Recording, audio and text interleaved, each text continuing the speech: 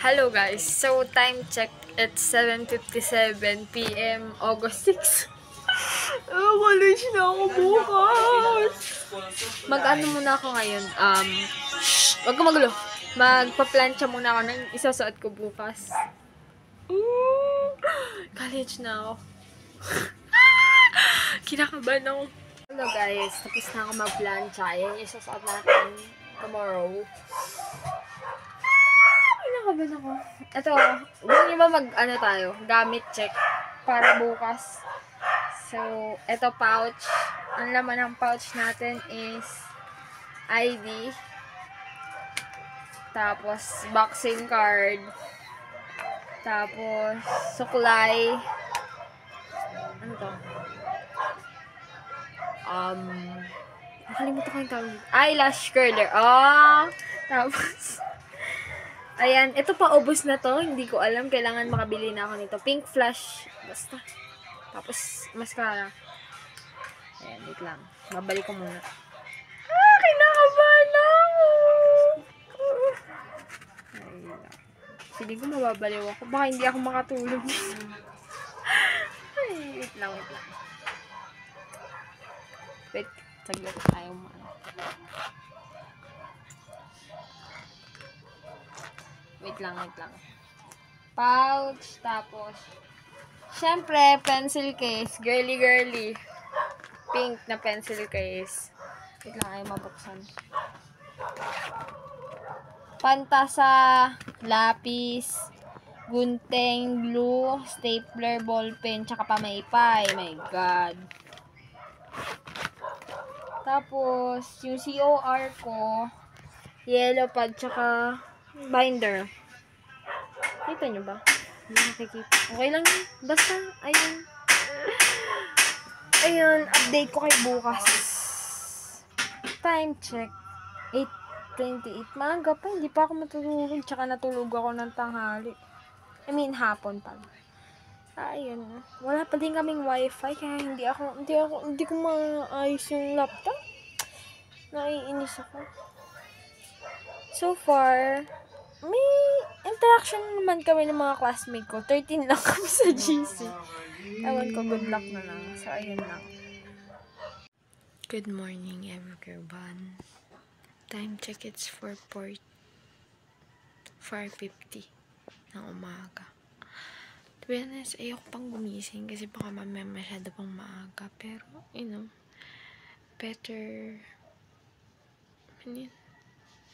better early than late. So, ayan. Good morning. Hello, everyone. So, ayan. Fit check. Naulan! Dapat papaalis na kami. Kaso biglang umulan. Reset. What if suspended? Ganda ko pa naman. Umulan pa! Ano ba? Excited na nga ako. Kinakabahan ako na na-excite.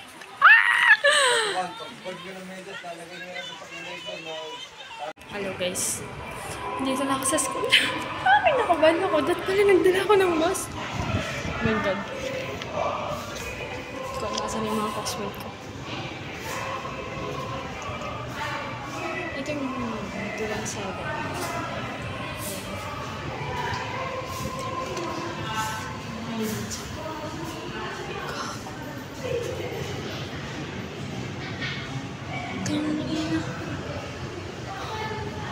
CP yung laman ng room. Walang upuan dad. Uy, kinakabahan no? Hindi ako nag-aaral siya. Ay, salamat.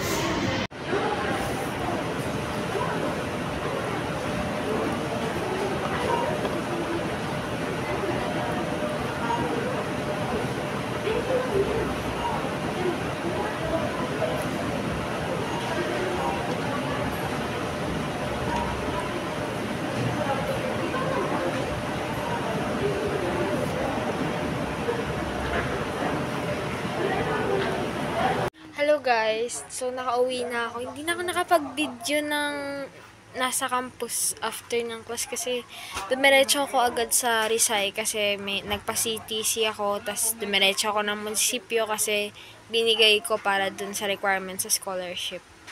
Sana makapasa ako sa scholar ni ko para hindi ako ma-absent. Ayun. Masaya naman. Siyempre, awkward sa mga classmate ko. Tas gagi, 24 lang. I mean, wala pa kami sa 24. My God. Ayun. Kinakabahan ako. Kasi 6 na absent. 5 na daw. Kinakabahan ako. Tas, isang class lang yung inattenda namin kasi wala pang prop yung iba. Bale, 8:30 to 10 lang. Tas, after nung 10, wala na kaming klase. O, diba? Kaya, time check. 12:46, nakauwi na ako. Bukas, hanggang 7 PM yung klase ko. Yung nakalagay sa schedule ko. Pero, hindi ko sure kung masusunod yun katulad ngayon. Ayun, kinakabahan talaga ako. Feeling ko mararamdaman ko dito ko may embrace ang pagiging independent ko, pero sana hindi. Sana po tulungan ako ng mga magiging classmate ko. Kasi syempre malamang BSIT nga. Basta yung iba sa amin ay ICT yung kinuha nilang strand. Syempre may advantage sila kasi nag-aral na sila, ganun. Ay, si Kobe! Kobe, come here! Kobe! Come here! Basic. Pasok si Kobe. Ayun. Pagod. Hindi ko alam. Basta napagod ako. Na masaya. Masaya naman. Kasi like, ewan ko, chill naman yung professor namin. Ewan ko lang. Sabi niya daw, pag magtuturo daw siya detailed. Sana true, sir. Ayun. Good luck talaga sa akin sa college. Nakaban ako. Narinig niyo si Papa. Nagutom ako eh. Basta, di ba nga, naglakad pa kasi ako papunta ng Rizal. Grabe, nakakabuisit yung mga jeepney driver. Sabi ko, estudyante, sinisingil ako ng 12 pesos. Hindi na nga sinusukli yung dos. Nakakaya naman pag siningil ko pa yung dos. Kaya hindi ko na sinisingil. Pero dapat 10 piso lang ako. Estudyante lang ako, kuya. Kaya yun. May naka-close naman ako. Like, naka-interact ko na siya sa GC namin, babae. Ayun, okay naman.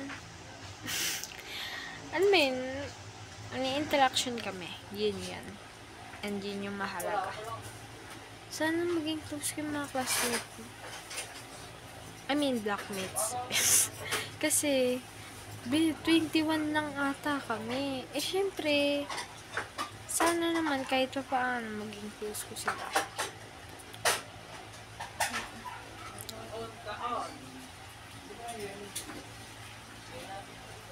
Ayan. Ayun lang.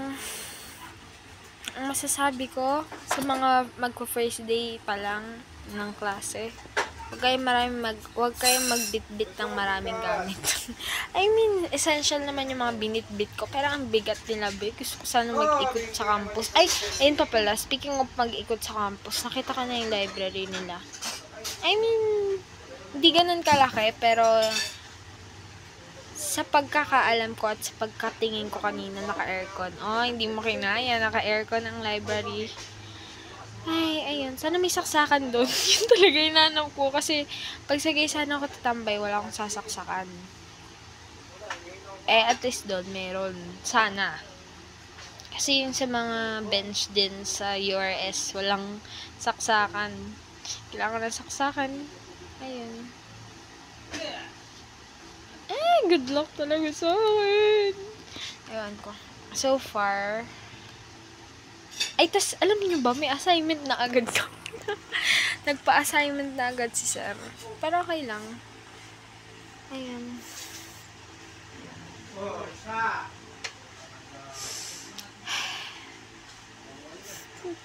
Good luck sa mga magko-first day of school din. Masaya naman siyang experience. Ganun. Ayun, introduce yourself. Ganun. Masaya. Masaya na nakakapagod kasi ngayon na lang ulit ako pumasok, syempre. Eh, isa pa lang naman prof nakikilala namin, kaya wala pa ako masyadong Bukas ulit.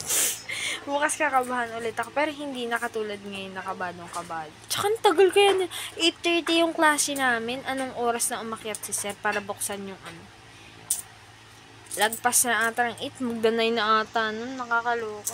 Pero okay lang sir, forgiven ka lang. Ayun.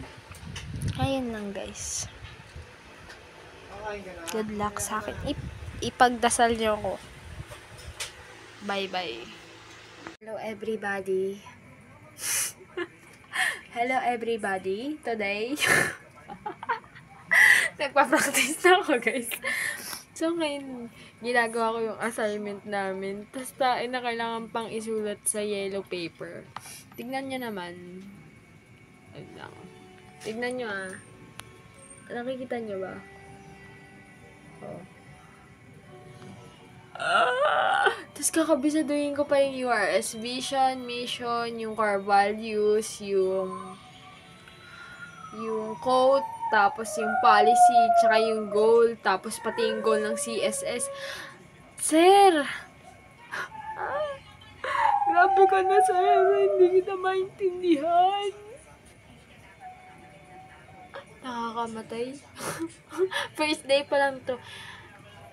Actually, dapat, tatama rin ako mag-practice or, mag-memorize nung pinapa-memorize ni sir.